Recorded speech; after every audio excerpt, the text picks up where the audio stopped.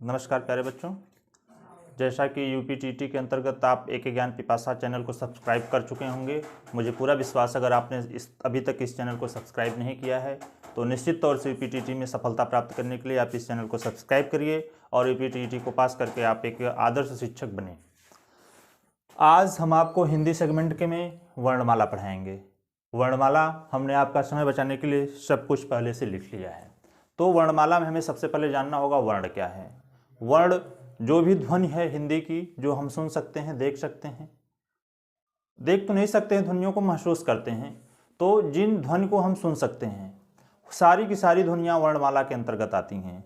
अगर वही सारी ध्वनियाँ एक समूह में एक जगह लिखी जाएं या एक जगह रख दी जाएं तो उन समूह को ही हम वर्णमाला कहते हैं। यानी वर्ण के समूह को ही हम वर्णमाला कहते हैं। वर्णमाला में टोटल अक्षरों की संख्या, जैसा कि क्वेश्चन बार बार पूछा जा चुका है कि हिंदी वर्णमाला में वर्णों की संख्या या अक्षरों की संख्या कुल कितनी है, तो वो आपका उत्तर है, वो संख्या कितनी है, 52 है। अब वर्णमाला को हम दो भागों में बांटते हैं। वर्णमाला को हम दो भागों में बांटते हैं, स्वर और व्यंजन के रूप में।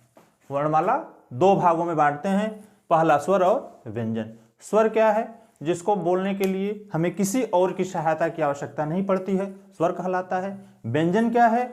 जिसके उच्चारण के लिए या जिसको बोलने के लिए हमें स्वरों की सहायता लेनी पड़ती है, वो व्यंजन कहलाता है। अब बात आती है स्वर कितने हैं। स्वरों की संख्या कुल 13 निर्धारित की गई है, जिसमें आपका अ से लेकर के औ तक स्वर हैं। अंग और अ अनुनासिक अंग है और अ विसर्ग है, जिसको जोड़ करके टोटल संख्या होती है स्वरों की 13।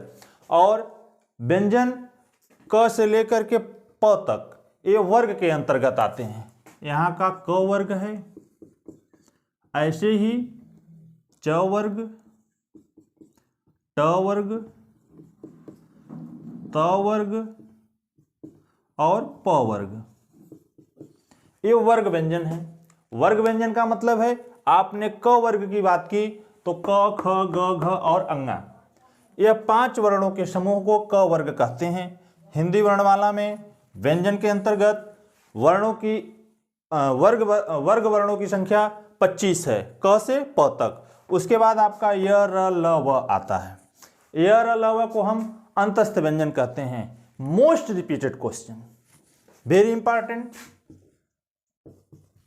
य, र, ल, व मुझे लगता है यूपीटीटी के अतिरिक्त भी आपके सामने आने वाली परीक्षाओं में, जैसे कि यूपी लेखपाल या जीडी की परीक्षाओं में भी अंतस्थ व्यंजन या उसके बाद उसमें या संघर्षी व्यंजन जो स, ख, श है, इसके बारे में भी चर्चा होती है, क्वेश्चन बनते हैं। तो आपको भूलना नहीं है, य, र, ल, व को हम अंतस्थ व्यंजन कहते हैं। उसके बाद नंबर आता है श, स, श, ह, जिसको हम श, ख, श, ह कहते हैं, जो उसमें या संघर्षी व्यंजन होता है। उसके बाद आता है नंबर छत्र, ज्ञ, स्र। ये 4 वर्ण आपके संयुक्त वर्ण कहलाते हैं। ये 4 वर्ण आपके संयुक्त व्यंजन वर्ण कहलाते हैं, क्योंकि इनकी उत्पत्ति 2 भिन्न भिन्न व्यंजनों के मेल से होती है। ड और ढ 2 द्विगुणित व्यंजन हैं, 2 द्विगुणित व्यंजन हैं। इन सबको मिला करके टोटल संख्या होती है 39। 39 और 13 मिलाने से टोटल संख्या होती है आपकी 52। अब बात आती है स्वरों के भेद की। तो स्वरों के भेद को हम मुख्य रूप से 3 आधार पर चेंज करते हैं। पहला तो मात्रा के आधार पर है, मात्रा के आधार पर हम स्वरों को बांट लेते हैं। फिर उत्पत्ति के आधार पर हम स्वरों के बांट लेते हैं, और प्रमुखतः जिह्वा के उच्चारण करने के तरीकों के आधार पर भी हम स्वरों का वर्गीकरण करते हैं। तो इन सारी चीज़ों को एक साथ देखने के लिए आप चाहें तो इसका स्क्रीनशॉट आप अपने मोबाइल पे ले सकते हैं, ताकि आपको स्वर व्यंजन, स्पर्श व्यंजन, उष्म व्यंजन, संघर्षी व्यंजन के लिए अलग न जाना पड़े। ये आप अपने मोबाइल पे स्क्रीनशॉट ले सकते हैं। इसके बाद हम आपको स्वरों का वर्गीकरण पढ़ा दे रहे हैं, जहां से 2 बार क्वेश्चन अब तक आ चुके हैं। स्वरों के वर्गीकरण में उत्पत्ति के आधार पर मात्रा के आधार पर और जिह्वा के आधार पर। तो आप मात्रा के आधार पर जब भी देखते हैं तो आप बार बार पढ़ते हैं छोटे अ की मात्रा, बड़े अ की मात्रा, यानी दीर्घ स्वर, और दूसरा आपका उसमें है ह्रस्व स्वर, तीसरा आपका है प्लुत स्वर। दीर्घ स्वर क्या है? जैसा बड़ा आ, बड़ी ई या बड़ा ऊ, इनको हम दीर्घ स्वरों के अंतर्गत रखते हैं। और ह्रस्व क्या है? इन्हीं का छोटा अ, ई, उ, री, ए, ओ को ह्रस्व के अंतर्गत रख लेते हैं। उसके बाद जब हम प्लुत की बात करते हैं, तीसरे नंबर पर दीर्घ, ह्रस्व और प्लुत। प्लुत इस तरीके का उच्चारण होता है जब हम किसी वर्ण पर ज़्यादा जोर दे करके, ज़्यादा समय लेते हैं, किसी वर्ण के ऊपर जोर देते हैं, तो वहाँ पर प्लुत स्वर का प्रयोग हम करते हैं। अब उत्पत्ति के आधार पर मुख्यतः दो वर्गों में बांटा गया है। ये आपका मात्रा के आधार पर था और दूसरी चीज आपकी उत्पत्ति के आधार पर आ जाती है। उत्पत्ति के आधार पर मूल स्वर कौन कौन से हैं? अ, ई, उ और री। 4 मूल स्वर आपके प्रमुख रूप से हैं। इन्हीं मूल स्वरों के माध्यम से बाकी स्वरों की उत्पत्ति होती है। तो दो बाकी स्वर आपके आते हैं इसके बाद, उनको हम व्युत्पन्न स्वर कहते हैं। व्युत्पन्न स्वर में भी व्युत्पन्न स्वर कहते हैं। मूल स्वर अ, ई, उ, री के अतिरिक्त जितने भी 13 स्वर हैं, सब के सब व्युत्पन्न स्वर कहलाते हैं। 13 में से 4 गया, बचा 9, आपका 9 व्युत्पन्न स्वर हुआ। व्युत्पन्न स्वर को भी आप चाहें तो 2 वर्गों में बांट सकते हैं, दीर्घ स्वर और व्युत्पन्न स्वर में दीर्घ स्वर के बाद आपका आता है संयुक्त स्वर। संयुक्त स्वर को आप ए, ओ, औ आदि को संयुक्त स्वर कह सकते हैं, क्योंकि इनका उच्चारण इन 2 स्वरों के मिलने से होता है।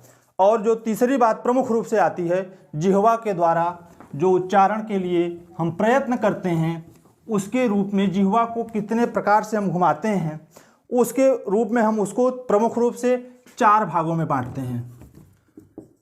जिह्वा, यह अभी तक किसी भी कोचिंग या परीक्षा में किसी भी कोचिंग या किसी भी यूट्यूब चैनल पे बताया नहीं गया है, लेकिन इससे 2 बार प्रश्न आ चुका है। 2 बार प्रश्न आया, इस वजह से इसको बताना बहुत ज़्यादा जरूरी है। संवृत,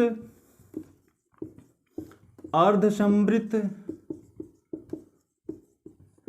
विवृत और अर्धविवृत।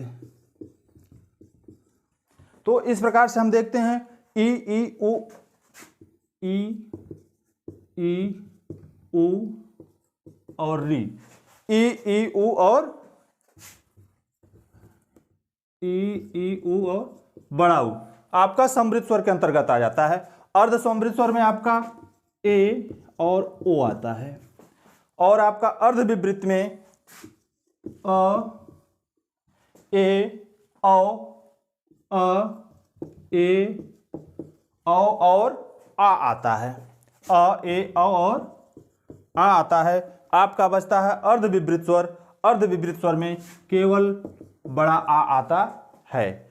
इस प्रकार से हम जिह्वा के आधार पर समृद्ध स्वर, अर्ध समृद्ध स्वर, विवृत स्वर और अर्ध विवृत स्वर के भी बारे में जानकारी प्राप्त कर ली है। स्वरों में वर्णमाला के अंतर्गत अब आपको घोष, अघोष, अल्प प्राण, महाप्राण और उच्चारण के स्थान पर कि किन वर्ण का उच्चारण कहाँ से हुआ है, जहाँ से लगातार प्रश्न पूछे जाते हैं, वह देखने के लिए आप हमारी अगली वीडियो के लिए फॉलो करिए। धन्यवाद।